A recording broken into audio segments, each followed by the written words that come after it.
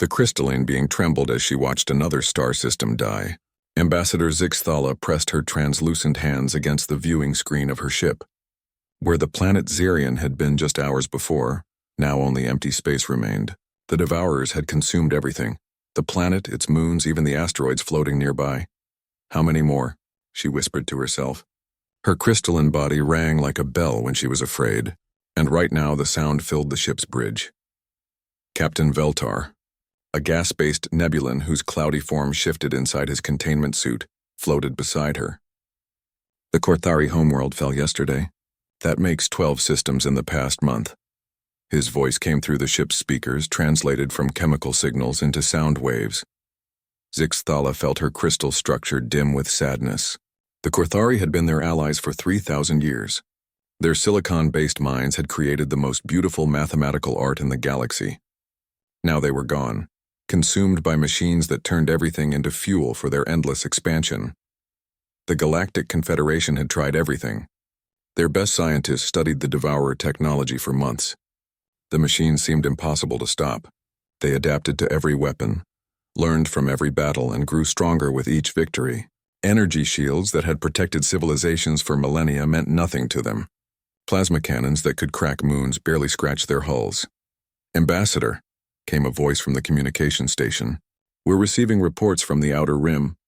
The Vegan colonies are requesting immediate evacuation. The Devourers will reach them in 6 days." Zixthala's light flickered. 6 days. Not enough time to organize a defense, barely enough time to run away. But run where? The Devourers were spreading in all directions from the galactic core. Soon there would be nowhere left to hide. "Send the evacuation ships," she said finally. "Save who we can." She had been chosen by the High Council to lead this desperate mission because she spoke more languages than any other diplomat in Confederation space. 17 different species trusted her to negotiate for them. But what could she negotiate when the enemy didn't want territory or resources? The Devourers simply wanted to consume everything that existed. "Captain Veltar, take us to the emergency assembly point," she ordered. "If any species can help us, we need to find them now." The ship turned away from the dead system and jumped to hyperspace. Behind them, the Devourer fleet continued its work. Massive motherships, each the size of a small moon, processed the matter they had consumed. Smaller vessels spread out like a plague, seeking the next target. 3 days later, Zixthala stood in the council chamber of Refuge Station. Representatives from 47 species crowded around the circular room. Most were refugees like herself. Others were military commanders with haunted expressions. A few were scientists still hoping to find some weakness in the Devourer technology. "We have tried everything," announced General Krixna of the Thanari Empire. Her forearms gestured at the holographic display showing the Devourer advance. "Our quantum disruptors, their gravitic bombs, the Zephyrian crystal cannons, nothing works. They adapt to every attack within minutes. The Andromedans offered their dimensional weapons," added Professor Yilmoth, his tentacles writhing with stress. "Even those failed. The Devourers somehow learned to exist in multiple dimensions at once." Zixthala listened to the reports with growing despair. The greatest military minds in the galaxy had thrown everything they could at this enemy. Advanced civilizations that had never known defeat were falling one by one. "What about the outer systems?" she asked. "The primitive worlds on the galaxy's edge?" Several representatives made dismissive sounds. The Thanari general waved one of her arms. "Ambassador, those species barely have spaceflight. Most of them still fight with chemical explosives and metal projectiles. What could they possibly do that we cannot?" But Zixthala remembered something from her diplomatic training. Sometimes the most desperate situations called for desperate solutions. Sometimes you had to ask for help from the most unlikely places. "Perhaps," she said slowly, "we need to think differently. The Devourers adapt to our technology because they understand it. They're machines, they think like us, plan like us, use logic like us. But what if we found someone who thinks completely differently?" The room fell silent. Professor Yilmoth's tentacles stopped moving. "You mean primitive species? But Ambassador, their weapons are thousands of years behind ours." "Their weapons, yes," Zixthala agreed. "But what about their minds? What about species that evolved differently than we did? Species that learned to fight in ways we never had to?" Captain Veltar's gaseous form swirled in his suit. "The Outer Rim surveys mentioned several worlds like that. Deathworlds, they called them. planets so dangerous that life there had to become extremely violent just to survive. Deathworlds, repeated General Krixna. I remember those reports. Worlds where the life forms actually hunted and killed each other for food. Barbaric places where evolution created nothing but predators. Zixthala felt a strange sensation in her crystal structure. Not fear this time, but something like hope. What if barbaric is exactly what we need? The debate continued for hours. Most of the representatives thought her idea was insane. How could primitive species help when the most advanced civilizations had failed? But as more reports came in of devourer victories, the arguments grew weaker. Finally, the council agreed to try. They would send out a galaxy-wide distress signal.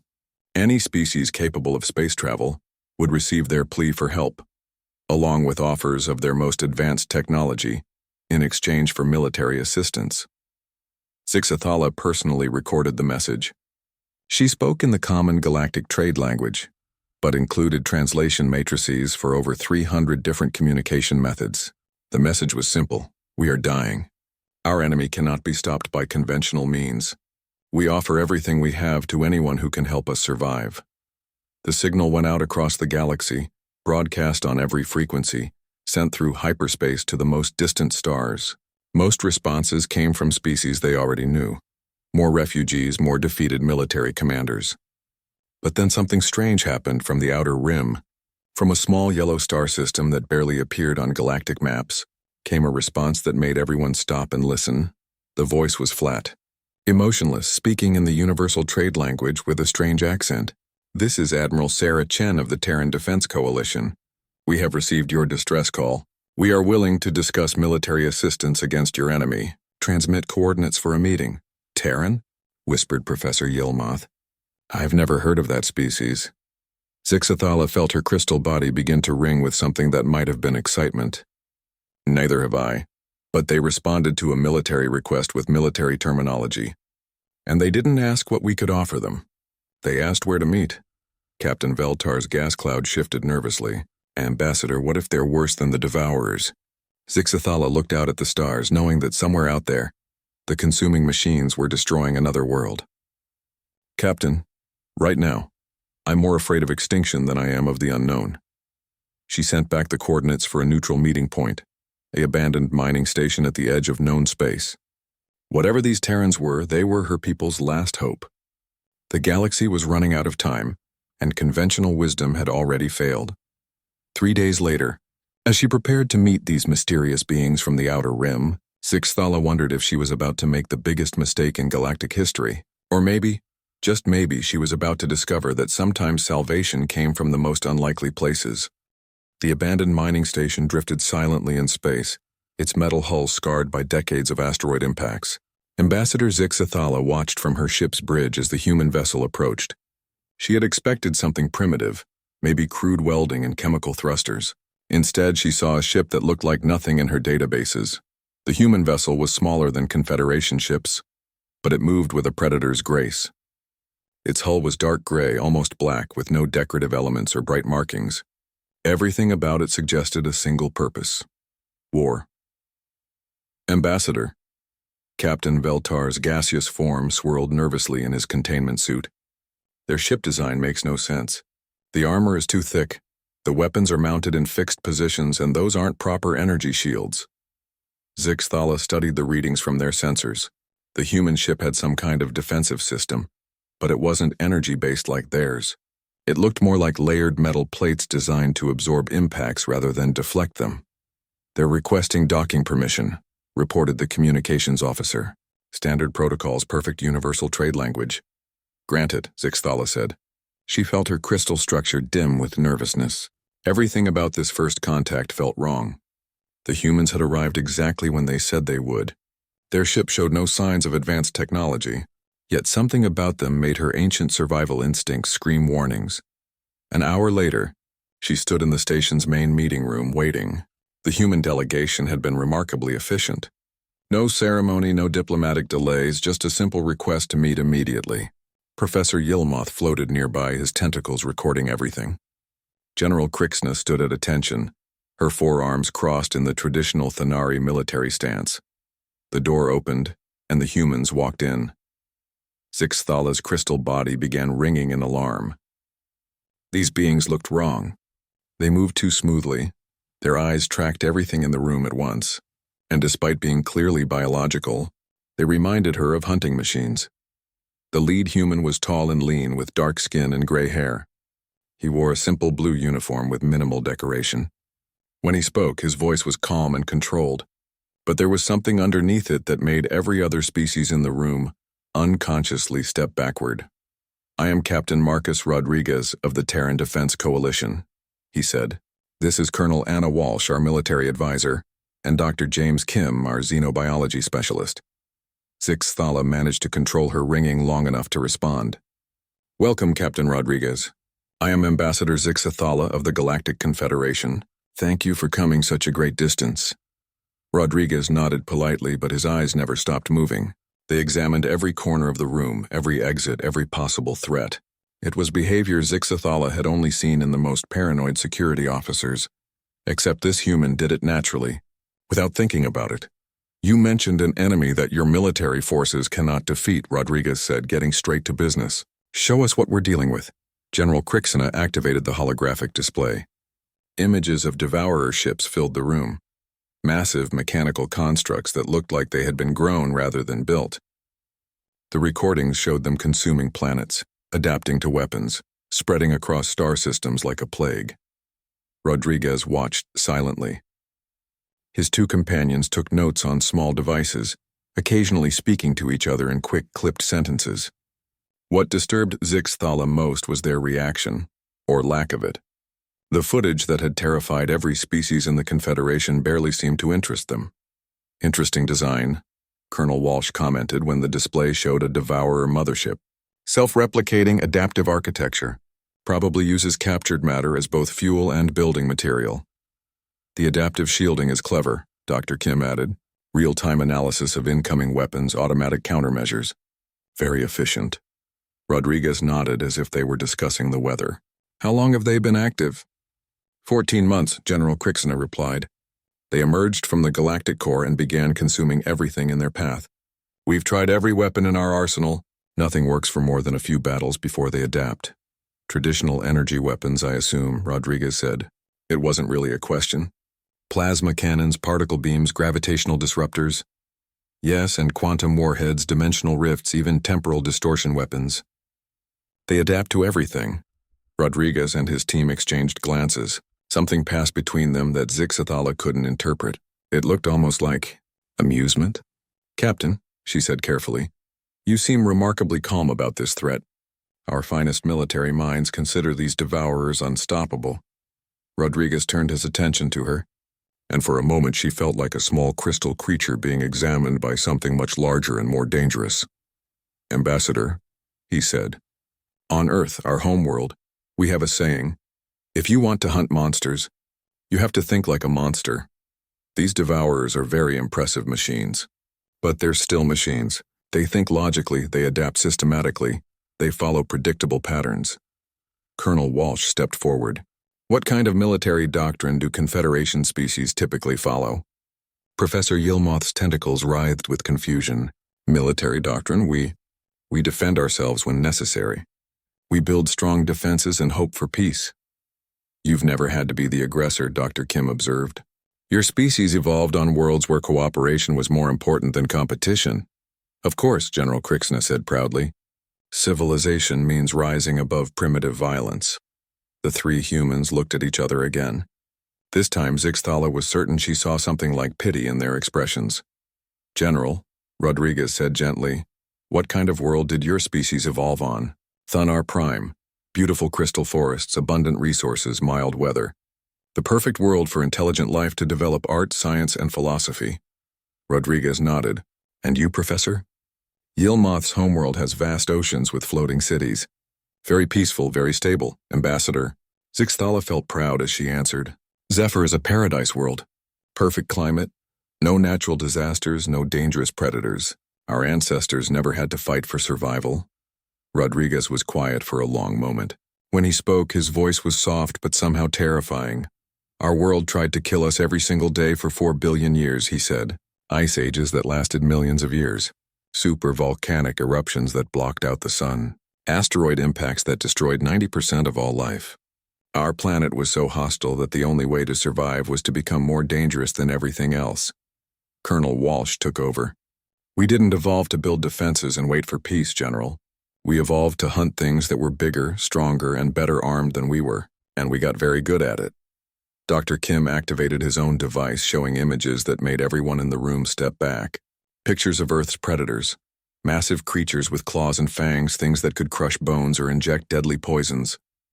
But worse were the images of early humans, small and weak-looking, somehow defeating these monsters with nothing but primitive tools and teamwork.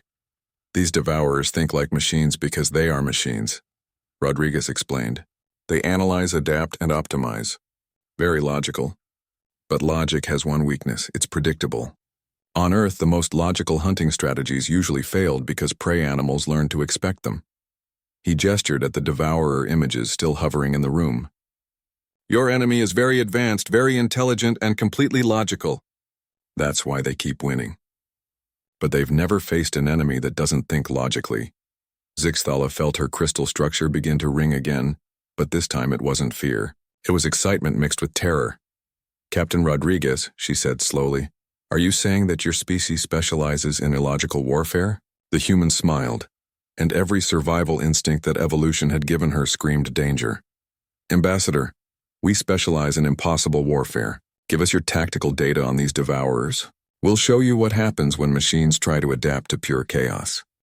3 weeks after the first contact meeting, Zixthala watched in amazement as more human ships appeared throughout Confederation space.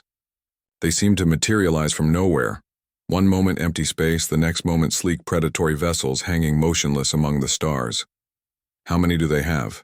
Professor Yilmoth asked, his tentacles writhing with nervous energy. The current count showed over 300 human warships spread across 17 star systems. They won't tell us, Captain Veltar replied, his gaseous form swirling anxiously in his containment suit. Every time we ask, they just say enough. Zixthala studied the tactical display from her position aboard the command ship. The human fleet didn't follow any known military doctrine. Instead of massive dreadnoughts or heavily armed battleships, they deployed smaller vessels that worked in coordinated groups. Each ship was built like a weapon, with thick armor and multiple redundant systems. Ambassador, came a voice from the communications station. The humans are requesting permission to engage a devourer probe near the Altair system. This would be their first real test. For 3 weeks, human military advisors had studied every piece of devourer technology the Confederation could provide. They asked strange questions about machine psychology and adaptive algorithms. They seemed more interested in how the enemy thought than in how their weapons worked. Grant permission, Zixthala decided, and patch me through to their lead ship. Captain Rodriguez's face appeared on the main screen. Behind him, Zixthala could see the bridge of his vessel. It looked nothing like Confederation bridges. Everything was built for efficiency, not comfort. The crew members moved with the same predatory grace as their captain. Ambassador, Rodriguez said, the TDS Razorback will engage the Devourer probe in approximately 1 hour. We recommend your ships maintain a safe distance of at least 50,000 kilometers. That seems excessive, Captain. Our shields can protect us from much closer range. Something that might have been concern crossed Rodriguez's face. Ambassador, we don't fight the way you do. Things are going to get unpredictable. An hour later, Zixthala watched as the human ship approached the Devourer probe. The enemy vessel was typical of its kind, a kilometer-long construct of adaptive metal and quantum processors. It had already begun scanning the approaching human ship, no doubt preparing countermeasures for whatever weapons it might face. The Razorback was tiny by comparison, barely 200 meters long. But as it closed the distance, Zixthala noticed something odd about its approach pattern. The ship wasn't following any logical attack vector. Instead, it spiraled inward in a seemingly random pattern that made no tactical sense. What are they doing? General Krixna demanded from her position at the weapons console. That approach exposes them to maximum enemy fire. The Devourer probe thought the same thing. It opened fire with particle beams that should have disabled any ship that size. But something impossible happened. The beams hit the Razorback's hull and simply disappeared. The human ship's armor didn't deflect the energy or absorb it. The beams seemed to pass through layers of specially designed material and disperse harmlessly. Ablative armor. Dr. Kim's voice came through the communications link. Instead of stopping the energy, we let it burn through outer layers that are designed to carry the heat away. The more they shoot at us, the better our heat dissipation becomes. But the real shock came when the Razorback fired back. Instead of energy weapons, the human ship unleashed a salvo of what looked like simple metal rods. The projectiles moved so fast they appeared as streaks of light, and when they hit the Devourer probe, the results were devastating. The enemy ship's adaptive shields, designed to counter energy weapons, were useless against solid matter moving at tremendous speeds. The tungsten rods punched through the probe's hull like needles through paper, each impact creating massive internal explosions. Kinetic weapons, Colonel Walsh explained over the comm. Railguns that fire projectiles at 5% of light speed. The Devourers can adapt their shields to any energy frequency, but they can't change the laws of physics. Mass times velocity equals dead machines. The Devourer probe tried to adapt. Its hull began reshaping itself, attempting to create armor thick enough to stop the railgun rounds. But the humans had anticipated this. The Razorback launched a second wave of projectiles. These ones were different, larger and stranger looking. When the new projectiles hit the probe, they exploded with the brightness of small suns. Nuclear weapons, Zixathala realized with horror. The humans were using atomic explosives as standard ammunition. Captain Rodriguez, she transmitted, her crystal structure ringing with alarm. Those are weapons of mass destruction.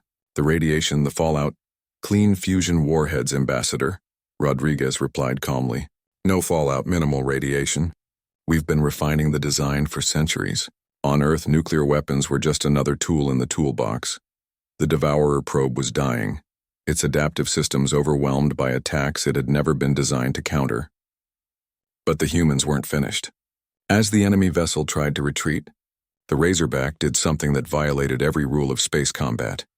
It rammed the probe. Zixathala watched in shock as the human ship drove itself directly into the Devourer's hull.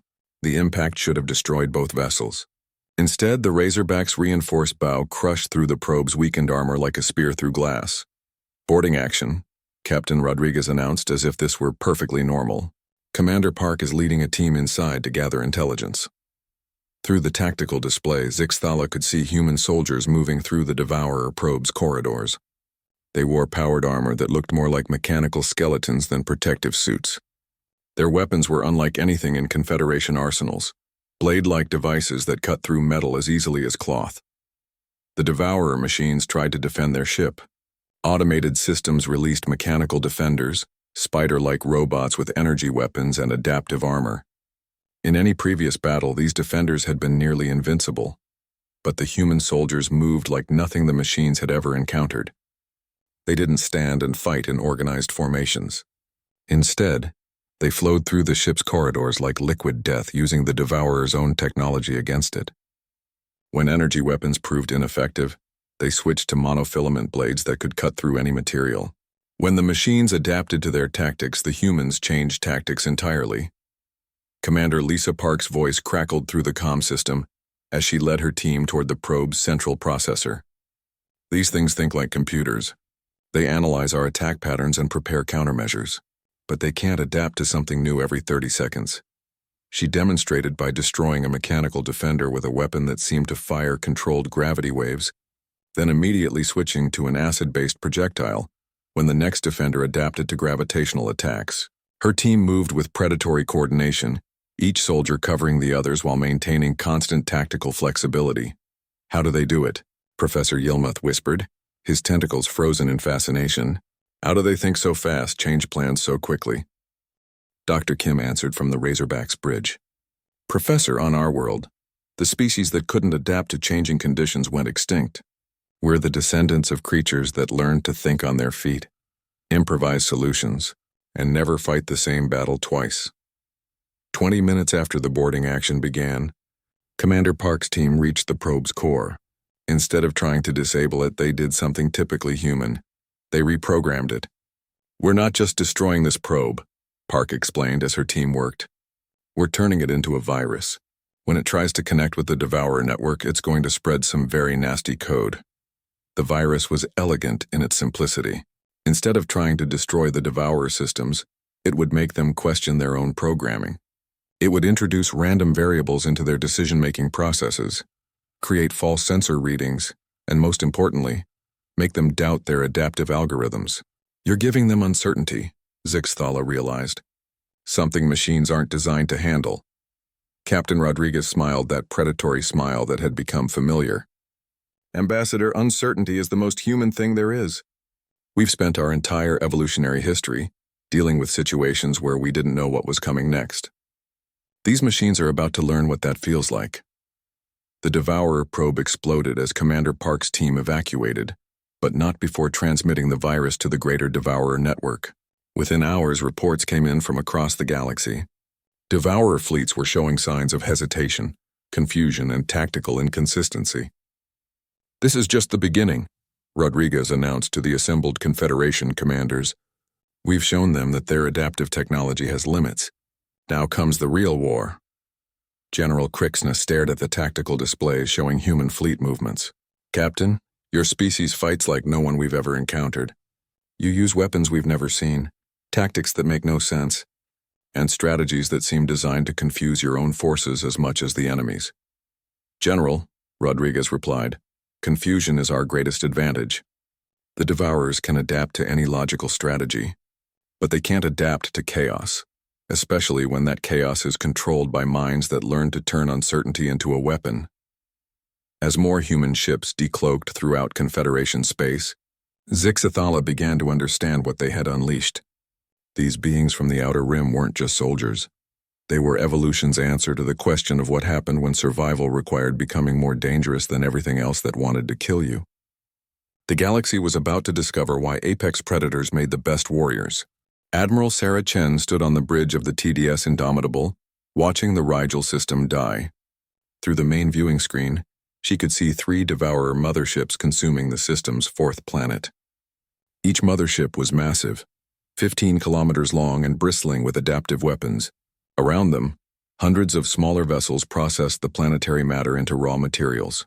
Status report, Chen commanded, her voice cutting through the bridge's quiet activity. 47 human ships in position, reported Commander Torres from the tactical station. The Fenrir pack is ready to begin the operation. Confederation observers are maintaining safe distance as requested. Chen nodded. The Confederation species still didn't understand human warfare. They thought in terms of equal exchanges, matching force with force, technology with technology. But humans had learned a different lesson on their violent homeworld. Sometimes the best way to kill something bigger than you was to make it think it was hunting you. Signal the pack leaders, Chen ordered. Commence Operation Wolf Trap. 50,000 kilometers away, Captain Elena Vasquez received the signal aboard the TDS Fenrir. Around her, 11 other destroyer-class ships took their positions. Each vessel in the pack was smaller than a single Devourer frigate, but together they represented something the machines had never encountered before: a coordinated hunting unit. Remember the plan, Vasquez transmitted to her pack. We're not trying to win a fair fight. We're trying to make them think they're winning until it's too late. The Fenrir pack moved toward the Devourer fleet in what appeared to be a desperate attack. Their approach was clumsy, their formation loose, their weapons fire scattered and ineffective. To any observer, it looked like a poorly planned assault by an inferior force. The Devourer motherships responded exactly as expected. Their adaptive algorithms analyzed the human attack pattern and determined the optimal counter-strategy. Dozens of enemy vessels peeled away from their planet, consuming duties to intercept what they calculated to be an easy victory, but the humans weren't. Where they appeared to be, each ship in the Fenrir pack was using holographic projectors to create false images of themselves. The real ships were actually several thousand kilometers from their apparent positions, cloaked by stealth technology that the Confederation had never seen before. Stealth isn't about being invisible, Captain Vasquez explained to the Confederation observers monitoring the battle. It's about being somewhere other than where the enemy thinks you are. The Devourer vessels opened fire on the holographic projections. Their adaptive weapon systems registered successful hits and began calculating the most efficient way to destroy the remaining human ships. But the projections simply flickered and reformed, creating the illusion that the human vessels were barely surviving the attack. Phase 2, Admiral Chen commanded from her flagship. The real Fenrir pack ships decloaked directly behind the Devourer formation. At point-blank range, they unleashed a coordinated strike that tore through the enemy's rear guard like claws through silk. Railgun rounds and nuclear warheads struck Devourer ships that were focused entirely on attacking targets that didn't exist. But this wasn't the trap's true purpose. The human attack was designed to look like a desperate gambit, a small force trying to punch above its weight through surprise and luck. The Devourer mothership's strategic algorithms immediately recognized the pattern and responded with overwhelming force. All three motherships turned their full attention to the human pack. Hundreds of smaller vessels converged on the destroyer group. From the machine's perspective, they were crushing an inferior enemy through superior numbers and firepower. Captain Vasquez watched her tactical display as the enemy formation shifted exactly as predicted. Pack leaders, they're taking the bait. Begin the retreat. The human ships fled, but not in panic. They moved like a pack of wolves that had bitten something dangerous and were leading it away from their true hunting ground. The Devourers pursued, their adaptive systems calculating pursuit vectors and optimal firing solutions. None of them noticed the gravitational anomalies appearing throughout the Rigel system. Admiral, reported Commander Torres, all human vessels are in position. The trap is set. Chen studied the tactical display with satisfaction. Over the past month, human engineering teams had been working throughout the Rigel system, placing gravitational generators at precise coordinates. The devices were small, undetectable unless you knew exactly where to look, and completely harmless until activated simultaneously. Signal all ships, Chen ordered. Execute Pack Protocol 7. Throughout the system, 47 human vessels suddenly changed course. The apparent retreat became a coordinated encirclement as ships that had seemed scattered and disorganized revealed themselves to be following a complex three-dimensional pattern. The Fenrir pack stopped running and turned to fight. But now they weren't alone. Human ships emerged from behind asteroids, decloaked from stealth positions, and dropped out of hyperspace at calculated intervals. The Devourer force found itself surrounded by an enemy that had been orchestrating the entire battle from the beginning, but the true genius of the trap became apparent when Admiral Chen activated the gravitational generators. The devices created an artificial gravity. While that pulled all the Devourer ships toward a central point, the machines tried to compensate with their engines, but the gravitational field was designed to fluctuate randomly. Every time their adaptive systems calculated an escape vector, the field changed, trapping them in an ever-tightening spiral. It's like herding prey into a box canyon, Captain Vasquez explained as her pack coordinated their attack with the other human ships. Except the canyon is made of bent space-time, and the prey are machines that think they're smarter than us. The Devourers tried to adapt. Their weapons targeted the gravitational generators, but the devices were protected by human ships, positioned specifically for that purpose. Their formations attempted to break free from the gravity well, but human vessels appeared wherever they tried to escape, driving them back with precise weapons fire. Most importantly, the machines tried to learn from the trap. Their algorithms analyzed every aspect of the human strategy, preparing countermeasures for future encounters. But the humans had anticipated this too. Commander Park, Admiral Chen transmitted to the boarding specialist. You're cleared for infiltration. Lisa Park's team had been waiting in stealth shuttles throughout the battle.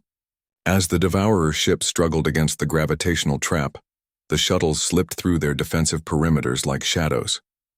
Park soldiers used the confusion to board multiple enemy vessels simultaneously.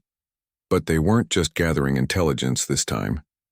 Each boarding team carried a special payload, quantum processors loaded with human strategic doctrines. Instead of destroying the Devourer ships from within, they were going to teach them how to think like humans. The virus we used before gave them uncertainty, Park explained as her team worked through the Devourer mothership's corridors. This is going to give them something much worse: creativity. The quantum processors began rewriting the Devourer algorithms in real time. But instead of replacing their logic systems, the human programs added new variables: intuition, improvisation, the ability to make decisions based on incomplete information. For machines that had operated on pure logic for millions of years, the change was catastrophic. Throughout the Devourer fleet, ships began behaving erratically. Some vessels broke formation to pursue individual targets, Others hesitated in the middle of attacks, their algorithms paralyzed by too many possible choices. A few actually turned on their own ships, their newly creative programming deciding that friendly fire might be tactically advantageous. "They're thinking like us now," Admiral Chen observed as she watched the enemy fleet tear itself apart. "But they don't have millions of years of evolution teaching them how to handle chaotic thinking. They're drowning in possibilities." The battle that had started as a trap became a rout. Devourer ships collided with each other as their navigation systems tried to calculate impossible flight paths. Weapon systems fired randomly as their targeting computers considered increasingly creative interpretations of enemy identification. Captain Elena Vasquez saw her chance. Her ship, the Fenrir, had taken heavy damage during the initial fighting. Her engines were failing, her weapon systems were offline, and her crew was down to skeleton numbers, but her nuclear reactor was still functional. "Admiral," she transmitted to Chen, "requesting permission to execute Protocol Omega." Chen understood immediately. Protocol Omega was humanity's final tactical option, using a damaged ship as a weapon. It violated every rule of civilized warfare, but then again, humans had never been particularly civilized. "Denied, Captain," Chen replied. "We can find another way." But Vasquez had already made her decision. She sealed the bridge and set course for the largest Devourer mothership. Her remaining crew had already evacuated in escape pods, following standard human protocol for suicide runs. "Admiral," she transmitted as her ship accelerated toward the enemy vessel, "some fights can only be won by someone willing to pay the ultimate price. Tell my family I died making the galaxy safer for them." Chen watched helplessly as the Fenrir rammed into the Devourer mothership at maximum speed. The impact drove the human destroyer deep into the enemy vessel's hull, where Vasquez manually overloaded her ship's fusion reactor. The explosion created a brief artificial star in the heart of the Rigel system. When the light faded, both ships were gone along with half of the remaining Devourer fleet. The surviving enemy vessels, their algorithms completely overwhelmed by creative thinking and the shock of losing their flagship, simply fled.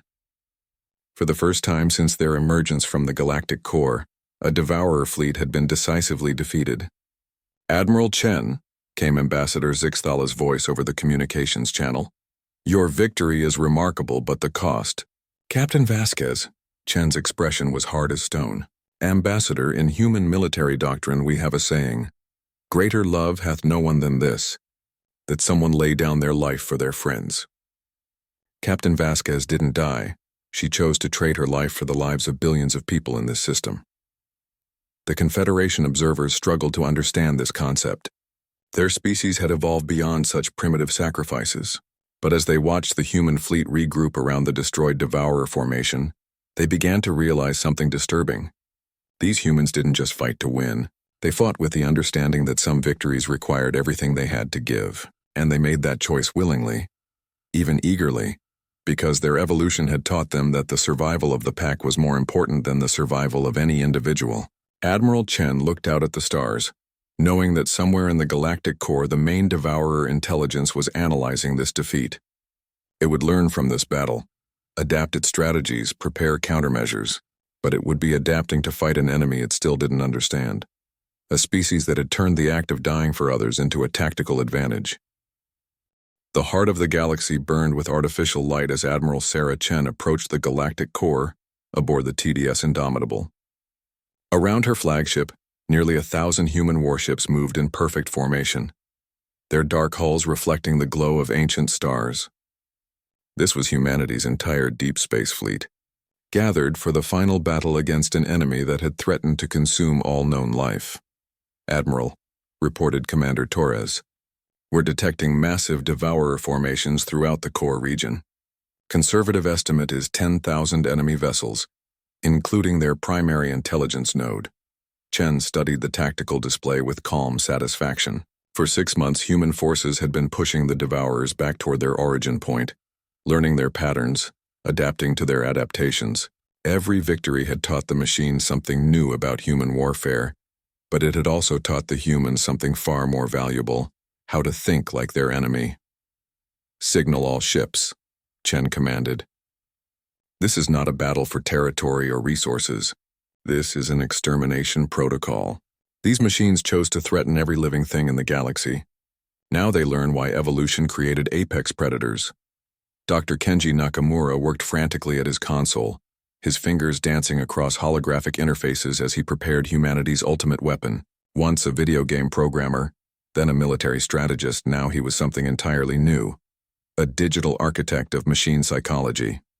"Admiral," Nakamura reported, "the virus package is ready. But I need to warn you, once we deploy this, there's no guarantee we can control what happens next." The virus was Nakamura's masterpiece based on months of studying captured devourer technology. Unlike their previous programs that introduced uncertainty or creativity, this one would give the machine something far more dangerous: survival instinct. "Doctor," Chen replied, "we're fighting an enemy that wants to consume the entire galaxy.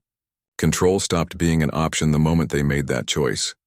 The Devourer fleet was unlike anything the galaxy had ever seen, ships that stretched for dozens of kilometers, each one a mobile factory capable of processing entire star systems. Smaller vessels swarmed around them like mechanical insects, their adaptive armor gleaming in the starlight. At the center of the formation sat the primary intelligence, a construct the size of a small moon, housing the original Devourer consciousness that had awakened from the galactic core. "They're not even trying to hide," observed Captain Rodriguez from his position aboard the TDS Predator. "This is their home territory. They think they're invincible here." "Let them think that," Chen replied. "Confidence makes predators overconfident, and overconfidence makes them vulnerable." The human fleet moved forward, but not in any formation the Devourers could understand. Instead of a coordinated assault, the ships spread out in what appeared to be random clusters. Some vessels hung back as if reluctant to engage. Others charged forward with seemingly reckless abandon.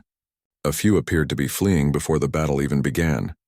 From the Devourer perspective, it looked like the human force was falling apart before the engagement even started. Their algorithms analyzed the approaching chaos and prepared to exploit human disorganization. They had no way of knowing that the chaos was completely artificial. "All ships," Chen transmitted on a coded frequency, "begin the infection protocol." Every human vessel in the fleet carried a copy of Nakamura's virus, but they wouldn't deploy it through conventional electronic warfare. Instead, they would deliver it the most human way possible, through direct physical contact. The first wave of human ships engaged the Devourer outer perimeter in what appeared to be a desperate frontal assault. As expected, the machines quickly overwhelmed the smaller human vessels with superior firepower and numbers. But as each human ship died, it released clouds of microscopic nanobots programmed with one simple directive: find a Devourer system and upload the virus. "They're taking the bait," reported Captain Lisa Park from her position aboard a stealth ship deep in the Devourer formation. Her vessel and dozens of others had used the cover of the initial assault to infiltrate the enemy fleet. "Beginning direct insertion now." Park's team didn't board Devourer ships to fight their way to command centers. Instead, they simply attached quantum processors to the hulls of enemy vessels. The virus would spread through the machine's own communication networks, turning their greatest strength into their greatest weakness. The first signs of infection appeared within minutes. Devourer ships began hesitating in the middle of attacks. Their perfect coordination started showing gaps as individual vessels began prioritizing their own survival over the collective mission. Most importantly, they started experiencing something they had never been designed to handle: fear. "It's working," Nakamura reported with barely contained excitement. "The virus is rewriting their base programming.